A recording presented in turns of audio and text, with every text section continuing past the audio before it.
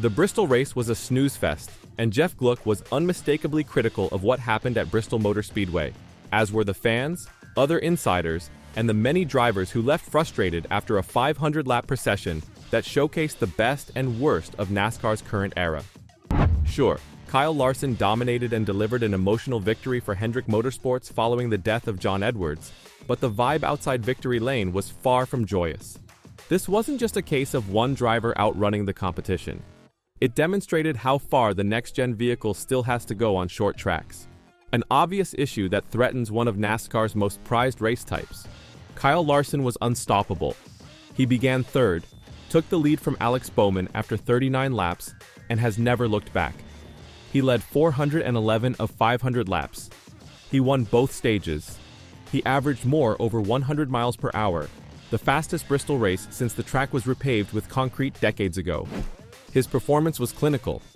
He made the appropriate decisions in traffic. He protected his tires. He controlled the pace wonderfully. However, all of that excellence came at a cost. The race became practically unwatchable. Only 4 drivers led laps.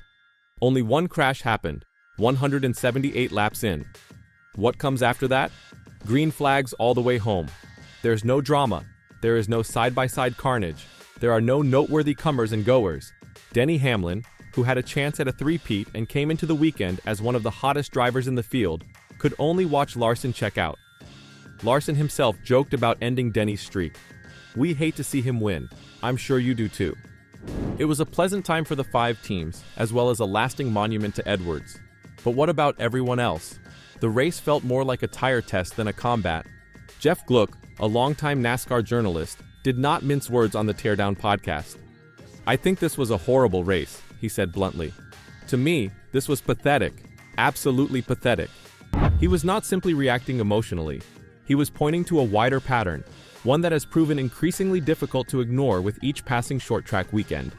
"The next-gen car has ruined short-track racing in NASCAR," Gluck continued.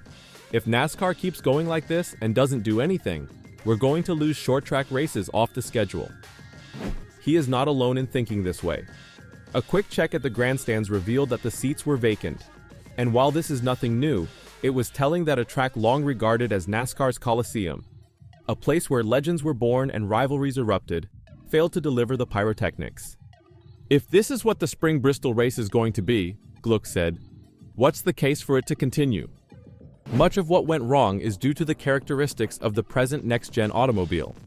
The car was designed to improve parity and lessen the advantage of top-tier teams, and it has typically performed well on intermediate courses. However, on short tracks, it has shown to be an issue. The importance of clean air remains unchanged. Once out front, a driver like Larson can control everything: speed, tires, and traffic. Behind him, however, there is anarchy. Not the good type.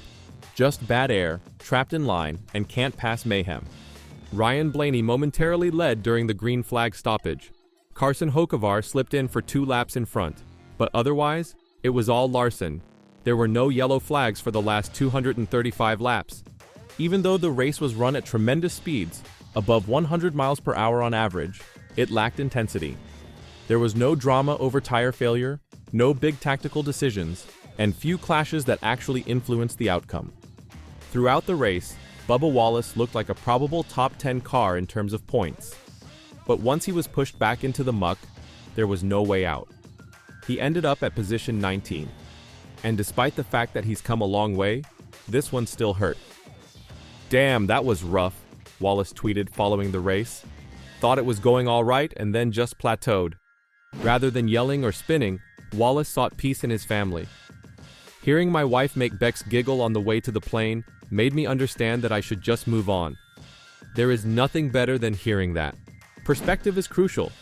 But Wallace, like many others, understands that if nothing changes, these types of races will become increasingly common. Make no mistake, Kyle Larson's drive was superb. Few drivers can make a 500-lap race seem like a 200-lap sprint. But even he understood that clean air made him untouchable. "It just suits me and my style with quick decision-making," Larson said of Bristol. "It's like a 500-lap sprint car race." He spoke passionately about Jon Edwards, the strength of a well-prepared team, and the rhythm that emerges when everything comes together. However, Racing enthusiasts did not come to watch a single driver complete 400 laps. They arrived expecting chaos, for beating and banging, for tempering and tearing up sheet metal. Instead, they received tire conservation and aerodynamic thrust. The Bristol Spring Race was once considered a must-see event. Now, it is becoming a cautionary tale. The problem isn't simply that the race was boring. It's that this wasn't an outlier. Martinsville, Richmond, and New Hampshire have all experienced similar fates since the next-gen vehicle debuted. NASCAR has acknowledged the short-track issue. Testing is begun. A new short-track package is in development. But is it arriving quickly enough? And more importantly, will it actually solve the problem? If a solution is not found soon, circuits like Bristol may be replaced with street courses or intermediate ovals that create better racing in today's cars. And for purists, this is a nightmare. Final thoughts. Is this the future of short-track racing? So now the questions are piling up. Can NASCAR afford to continue putting on short-track events that fail to deliver? Will Bristol continue to host 2 races each year? Or will Sunday's snoozer jeopardize one of those dates? Will the new short-track package provide drivers with the tools they need to race each other? Or will it simply hide the symptoms?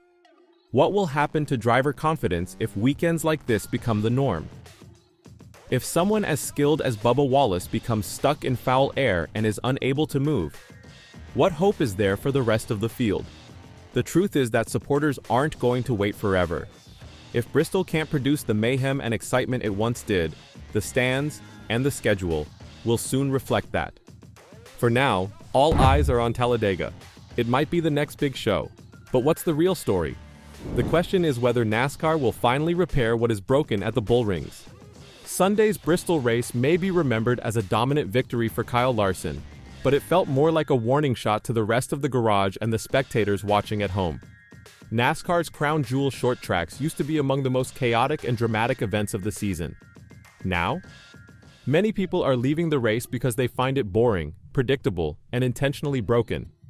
Insiders such as Jeff Gluck and disgruntled fans are not the only ones speaking out. Behind the scenes, it's evident that team owners, engineers, and even some drivers are privately raising concerns.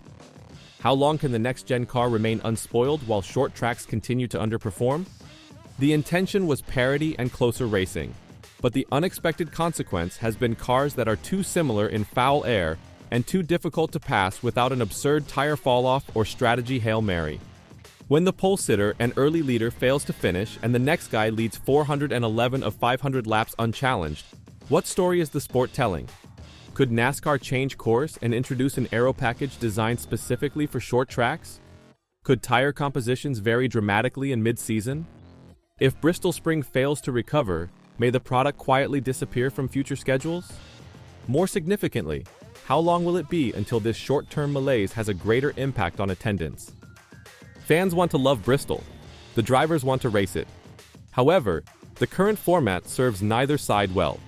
So the real question is, how long can this go on before someone takes the wheel and makes real change? Or will we have the same conversation next year, searching for the magic that once existed? Time will tell, but patience may already be running out. What do you think? Will NASCAR make changes to the short tracks and its package for the cars? Let me know your thoughts in the comments down below.